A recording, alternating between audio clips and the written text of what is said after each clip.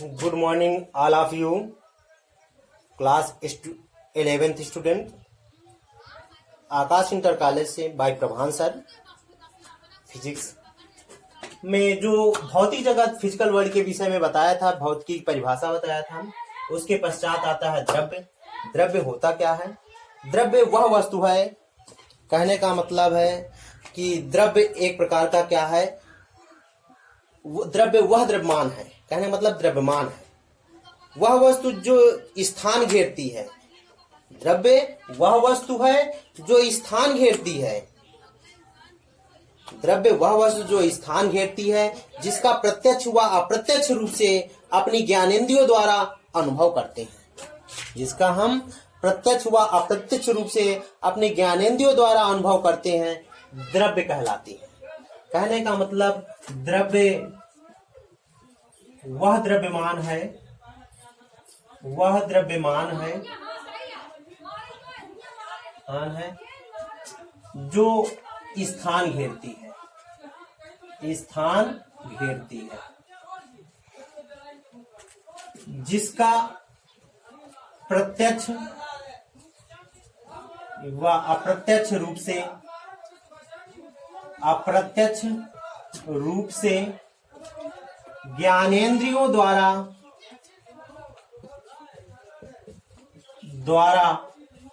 अनुभव करते हैं।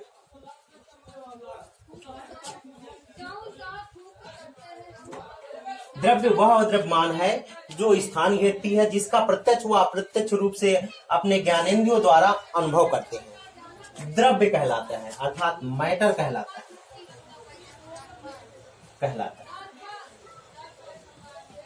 जैसे लोहा, सोना, पत्थर, इलेक्ट्रॉन, ईटीसी आदि एक्सेट्रा। कहने का मतलब इस तरह की ये द्रव्यमान की परिभाषा होती है। इसके पश्चात आती है ऊर्जा। ऊर्जा क्या है? इसे एनर्जी कहते हैं। एनर्जी, इसको कहा गया कि कार्य करने की क्षमता को ऊर्जा कहते हैं। कार्य करने की क्षमता को ऊर्जा कहते हैं। ऊर्जा का मात्रक जूल भी होता है। ऊर्जा का मात्रक जूल होता है। क्या होता है? जूल होता है। इसकी परिभाषा यही है, कार्य करने की क्षमता को ऊर्जा कहते हैं।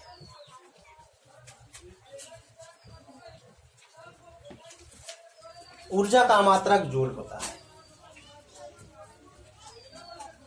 मात्रक जूल होता है।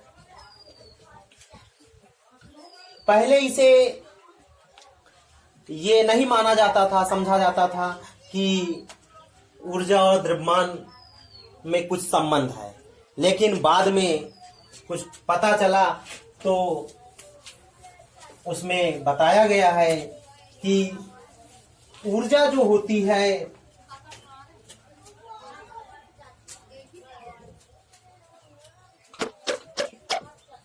बताया गया कि आइंस्टीन ने बताया कि ऊर्जा व द्रव्यमान एक ही सिक्के के दो पहलू हैं। ऊर्जा और द्रव्यमान एक ही सिक्के के दो पहलू हैं, अर्थात द्रव्यमान को ऊर्जा में, ऊर्जा को द्रव्यमान में बदला जा सकता है, रूपांतरित किया जा सकता है। तब आइंस्टीन ने कहा कि बताया कि द्रव्यमान तथा ऊर्जा एक ही सिक्के के दो पहलू हैं, अर्थात द्रव्यमान को ऊर्जा में और ऊर्जा को द्रव्यमान में बदला जा सकता है।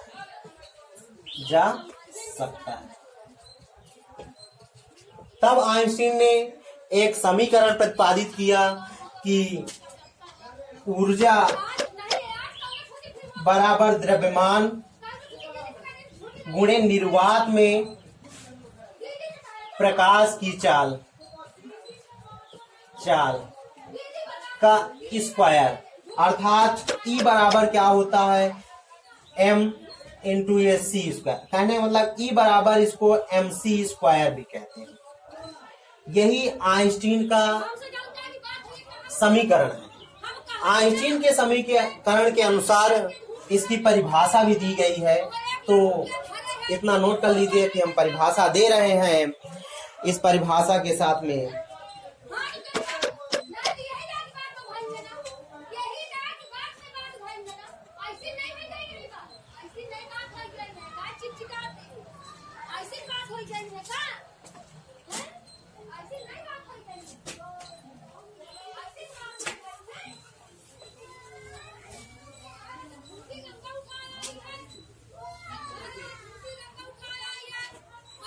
परिभाषा इसमें आइंस्टीन के अनुसार परिभाषा दी गई है कि इसके अनुसार, आइंस्टीन के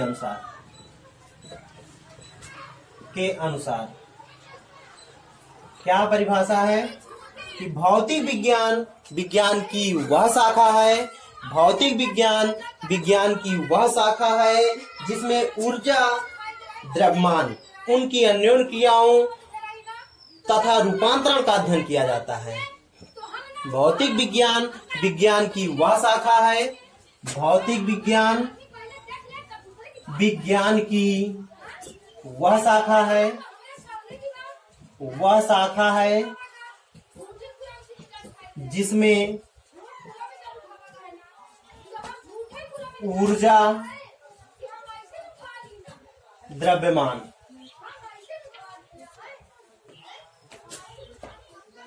का रूपांतरण तथा अन्योन्य क्रियाओं का अध्ययन किया जाता है,